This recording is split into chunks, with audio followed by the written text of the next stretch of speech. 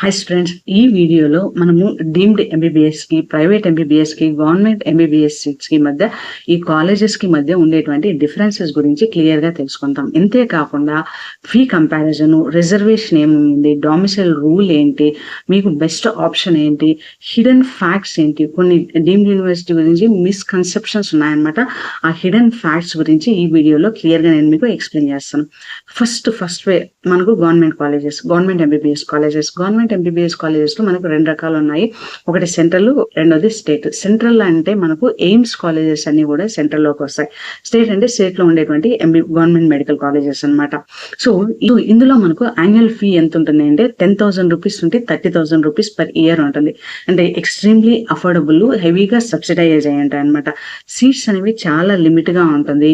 ఇందులో రిజర్వేషన్ అనేది ఉంటుంది. అంటే ఆల్ ఇండియా కోటా కింద 15% రిజర్వేషన్ ఉంటుంది. స్టేట్ కోటా కింద 85% రిజర్వేషన్ అనేది ఉంటుంది. రిజర్వేషన్ ఉండడం వలన దీంట్లో కాంపిటీషన్ కూడా చాలా హెవీగా ఉంటుంది. ఎందుకంటే లిమిటెడ్ సీట్స్ ఉంటాయి కాబట్టి. అంటే గవర్నమెంట్ కాలేజెస్ యొక్క రియాలిటీ చూసుకున్నట్లయితే ఎక్స్ట్రీమ్లీ హై కట్ ఆఫ్ అనేది ఉంటుంది. చాలా గవర్నమెంట్ కాలేజెస్ కి 99% ఉండాలి. 650+ మార్క్స్ వస్తేనే మీకు గ్యారంటీగా గవర్నమెంట్ మెడికల్ కాలేజెస్ లో సీట్ ఉంటుంది అనమాట. చాలా మంది స్టూడెంట్స్ జస్ట్ బార్డర్ లో, జస్ట్ స్మాల్ మార్జిన్స్ తో ఎంబీబీఎస్ సీట్ ని గవర్నమెంట్ కాలేజెస్ లో కోల్పోతూ ఉంటారు అనమాట. నెక్స్ట్ ఏంటి అనేది క్వశ్చన్ మార్క్ గా వెళ్ళిపోతుంది. అంటే ఇంత తక్కువ ఫీ అనేది మనకి ఇంకెక్కడా రాదు. సో కాబట్టి నెక్స్ట్ ఒక డ్రాప్ తీసుకోవాలా, నెక్స్ట్ వేరే ఆప్షన్ ఏంటి అనేటువంటిది స్టూడెంట్స్ కి చాలా మైండ్ లో ఉండేటువంటి ఒక ప్రెషర్ అనమాట. సో నెక్స్ట్ వచ్చేసి private medical colleges. Private medical colleges ఇవి trust, educational societies, private organisations వీటిని రన్ చేస్తాయి అనమాట. కాకపోతే ఇవి స్టేట్ యూనివర్సిటీస్ కి అఫిలియేటెడ్ గా ఉంటాయి. ఇప్పుడు మనది ఆంధ్రప్రదేశ్, తెలంగాణ అనుకోండి. ఆంధ్రప్రదేశ్ వాళ్ళు వచ్చేసి మనకు doctor NTR university of health sciences వాళ్ళకు అఫిలియేటెడ్ గా ఉంటుంది అనమాట. ఇలా ఏ స్టేట్ వాళ్ళు ఆ యూనివర్సిటీ ఆ స్టేట్ యొక్క యూనివర్సిటీకి అఫిలియేట్ అయింటాయి అనమాట. అంటే వీళ్ళు స్టేట్ కంట్రోల్లో ఉంటాయన్నమాట. అంటే వాళ్ళ యొక్క రెగ్యులేషన్స్ కానీ, ఎగ్జామ్స్ కానీ, సిలబస్ కానీ ఇవంతా కూడా స్టేట్ అనేది డిసైడ్ చేస్తుంది. అంటే స్టేట్ లో ఉండేటువంటి యూనివర్సిటీ వాళ్ళు డిసైడ్ చేస్తారు. వాళ్ళు ఇచ్చినటువంటి సిలబస్ ఫాలో అవ్వాలి, వాళ్ళు ఇచ్చినటువంటి ఎగ్జామ్ క్వశ్చన్ పేపర్సే వీళ్ళు ఫాలో అవ్వాల్సి వస్తుంది అనమాట. అంటే వీళ్ళకు అటానమస్, అంటే ఇండివిజువాలిటీ అనేది చాలా తక్కువగా ఉంటుంది. స్టేట్ లో ఏదైనా పాలసీ చేంజ్ అయినా కూడా వీళ్ళకు కూడా ఇంప్లిమెంట్ అవుతుంది. ఇది ప్రైవేట్ మెడికల్ కాలేజెస్. ఇక్కడ ప్రైవేట్ మెడికల్ కాలేజెస్ లో ఫీ అనేది మోడరేట్ గా ఉంటుంది. అంటే మనకు ప్రైవేట్ మెడికల్ కాలేజెస్ లో యాన్యువల్ ఫీజ్ అనేది 16 lakh per annum అనేది ఉంటుంది అనమాట. కొన్ని వాళ్ళ యొక్క స్టాఫ్ ఫెసిలిటీస్, వాళ్ళ యొక్క ఇన్ఫ్రాస్ట్రక్చర్ ఇది వేరీ అవుతూ వస్తుంది అనమాట. రిజర్వేషన్ అనేది కంపల్సరీగా ఉంటుంది. అంటే general, OBC, SC, ST reservation వీళ్ళు ఖచ్చితంగా ఫాలో అవ్వాలి. డామిసైల్ రూల్ అనేది అప్లై అవుతుంది అనమాట. డామిసైల్ రూల్ అంటే అదే స్టేట్ లో ఉండేటువంటి వాళ్ళకి ప్రిఫరెన్స్ అనేది ఎక్కువగా ఇవ్వాలి. ఇది కంపల్సరీగా వీళ్ళు ప్రైవేట్ మెడికల్ కాలేజెస్ ఖచ్చితంగా ఫాలో అయ్యి తీరాలన్నమాట. నెక్స్ట్ థర్డ్ ఆప్షన్ చూసుకున్నట్లయితే డీమ్డ్ యూనివర్సిటీస్. డీమ్డ్ యూనివర్సిటీస్ ఇవి అటానమస్ స్టేటస్ అనేవి ఉంటాయి. అంటే మెడికల్ కౌన్సిల్ కమిటీ వాళ్ళు, ఎంసీసీ వాళ్ళు ఇచ్చినటువంటి గైడ్ లైన్స్ తో వీళ్ళు హాస్పిటల్స్ ని as well as medical colleges ని రన్ చేస్తారు. కాకపోతే వీళ్ళు ఏ యూనివర్సిటీకి కూడా వీళ్ళు అఫిలియేట్ అవ్వరు అనమాట. వీళ్ళ యొక్క ఇండిపెండెంట్ నేచర్ అనేది ఉంటుంది. వీళ్ళే సిలబస్ డిజైన్ చేస్తారు, వీళ్ళే ఎగ్జామ్స్ కండక్ట్ చేస్తారు. మొత్తం కంట్రోల్ కూడా అటానమస్ బాడీస్ లాగా ఇవి వర్క్ చేస్తాయి అనమాట. కాకపోతే ఎన్ఎంసి యొక్క రూల్స్ ని, రెగ్యులేషన్స్ ని వీళ్ళు ఖచ్చితంగా ఫాలో అవుతారు. కాకపోతే ఇది డీమ్డ్ యూనివర్సిటీ అనేవి వీటిలో ఇన్ఫ్రాస్ట్రక్చర్ అనేది వరల్డ్ క్లాస్ ఇన్ఫ్రాస్ట్రక్చర్ అనేది ఉంటుంది. మోడర్న్ ఫెసిలిటీస్ అనేవి ఉంటాయి. ఇంటర్నేషనల్ ఎక్స్పోజర్ అనేది ఉంటుంది. చాలా ఎక్స్పెన్సివ్ గా ఉంటాయి, చాలా ఎక్స్పెన్సివ్ గా ఉంటాయి అనమాట ఈ డీమ్డ్ యూనివర్సిటీస్ అనమాట. సో బిగ్గెస్ట్ ఫ్యాక్ట్ ఏంటి అంటే, చాలా మంది స్టూడెంట్స్ కి, పేరెంట్స్ కి తెలియని విషయం ఏంటి అంటే, ఇందులో డీమ్డ్ యూనివర్సిటీ రిజర్వేషన్ అనేది లేదు. అంటే ఇండియా నుంచి ఏ స్టూడెంట్ అయినా, అంటే తమిళనాడులో ఉండేటువంటి ఏ స్టూడెంట్ అయినా డీమ్డ్ యూనివర్సిటీస్ కి అప్లై చేయొచ్చు. కాశ్మీర్ లో ఉండేటువంటి స్టూడెంట్ కూడా డీమ్డ్ యూనివర్సిటీస్ కి అప్లై చేయొచ్చు.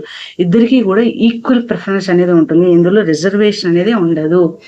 Purely based upon the merit base మీదగానే వీళ్ళు క్యాండిడేట్స్ ని సెలెక్ట్ చేసుకుంటారు అనమాట. ఇందులో డామిసైల్ అనేది ఉండదు. అంటే ఏ స్టేట్ లో ఉండేటువంటి, ఇండియాలో ఉండేటువంటి అందరూ కూడా ఒకే అంబ్రెల్లా కింద వస్తారు. అందరికీ కూడా ఈక్వల్ ఆపర్చునిటీస్ అనేది ఉంటుంది. సో కాంపిటీషన్ అనేది ఈక్వల్ గా ఉంటుంది. ఎంసీసీ వాళ్ళు ఈ యొక్క కౌన్సిలింగ్ ని కండక్ట్ చేస్తారు purely based upon the merit మాత్రమే ఉంటుంది. ఇది చాలా ఇంపార్టెంట్ ఫ్యాక్ట్. కొంతమంది స్టూడెంట్స్ కి తెలియదు, వీళ్ళు కన్ఫ్యూజ్ అవుతా ఉంటారు. డీమ్డ్ యూనివర్సిటీలో హై ఫీ ఉంటుంది కదా, ఎవరికైనా ఎంబీబీఎస్ సీట్ వస్తుంది కదా అంటే ఎవరికైనా ఎంబీబీఎస్ సీట్ రాదండి. ఇది మెరిట్ బేస్డ్ గానే ఉంటుంది. ఎంసీసీ వాళ్ళే కౌన్సిలింగ్ కండక్ట్ చేస్తారు. కాకపోతే ఫీ అనేది చాలా హెవీగా ఉంటుంది డీమ్డ్ యూనివర్సిటీలో. అట్ ద సేమ్ టైం వీళ్ళ స్టాఫ్ ఫెసిలిటీస్ కానీ, వీళ్ళ యొక్క మీ యొక్క ఇన్ఫ్రాస్ట్రక్చర్ కానీ, వీళ్ళకు ఉండేటువంటి ఇంటర్నేషనల్ ఎక్స్పోజర్ కానీ నార్మల్గా ఉండేటువంటి కాలేజెస్లో రాదు.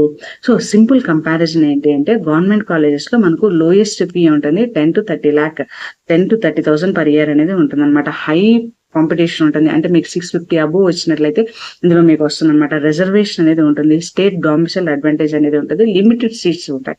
ప్రైవేట్ మెడికల్ కాలేజెస్ లో మోడరేట్ ఫీ అంటే నీకు 16 lakhs అనేది ఉంటుంది అనమాట. స్టేట్ కంట్రోల్లో ఉంటుంది. అంటే వాళ్ళే సిలబస్ క్రియేట్ చేస్తారు, వాళ్ళే క్వశ్చన్ పేపర్ ఇస్తారు, అన్ని కూడా స్టేట్ యూనివర్సిటీస్ కంట్రోల్ చేస్తాయి. రిజర్వేషన్ ఉంటుంది, డొమిసైల్ రూల్ అనేది అప్లై అవుతుంది.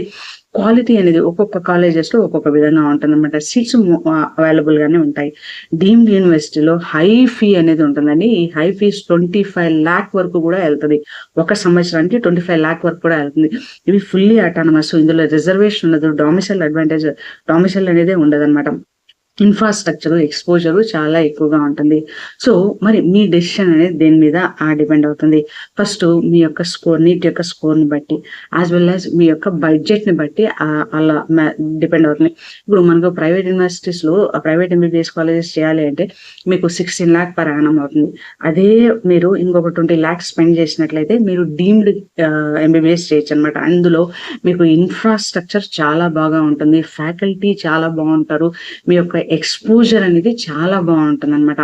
అంటే కాబట్టి సుపీరియర్ క్వాలిటీ ఉంటుంది, మోర్ వాల్యూ ఫర్ ఎంబీబీఎస్ ఉంటుంది, ఈక్వల్ ఆపర్చునిటీ ఉంటుంది. ఒకవేళ మీరు ప్రైవేటు డీమ్డ్ అనేటువంటి ఆప్షన్ ఉంటే మీ బడ్జెట్ మీకు సహకరించినట్లయితే, చాలా ఇంపార్టెంట్ బడ్జెట్, మీ బడ్జెట్ కానీ మీకు సహకరించినట్లయితే, మీరు అంత అఫోర్డ్ చేయగలిగినట్లయితే instead of private medical colleges కంటే డీమ్డ్కి వెళ్ళడం అనేది 100% గుడ్ చాయిస్ అనేసి నా ఉద్దేశం అనమాట. ఇవి కౌన్సిలింగ్ అనేది 100% ఎంసీసీ వాళ్ళు కండక్ట్ చేస్తారు. ఇది చాలా ఇంపార్టెంట్. సో మీ యొక్క స్కోర్ను బట్టి, యాజ్ వెల్ యాజ్ మీ యొక్క ఫీజిబిలిటీని బట్టి, యాజ్ వెల్ యాజ్ మీరు ఎంత అఫోర్డ్ చేయగలరు అనే దాన్ని బట్టి మీరు డెసిషన్ అనేది తీసుకోవాలి. AIIMS colleges first priority, central government medical colleges, వీటిలో మీకు కాంపిటీషన్ చాలా ఎక్కువగా ఉంటుంది. మీరు ఎంత హార్డ్ వర్క్ చేయాలి అంటే అంత హార్డ్ వర్క్ చేయాలి. బట్ హార్డ్ వర్క్ తో దేన్నైనా కూడా సాధించవచ్చు. ఆ ఒక రూల్ మాత్రం గుర్తుపెట్టుకోండి. నీట్ ఎగ్జామ్ దగ్గరలో వస్తుంది కాబట్టి I wish you all the success. వీలైనంత వరకు హార్డ్ వర్క్ చేసి మీ యొక్క ఎంబీబీఎస్ సీట్ ని మీరు చేరుకోండి. I wish you all the success. మన ఛానల్లో బైపీసీ స్ట్రీమ్ కి సంబంధించిన అన్ని అప్డేట్స్ వస్తూ ఉంటాయండి. సో ఛానల్ కి సబ్స్క్రైబ్ చేసుకోండి, మీ ఫ్రెండ్స్ కూడా షేర్ చేయండి. I wish you all the success. Thank you.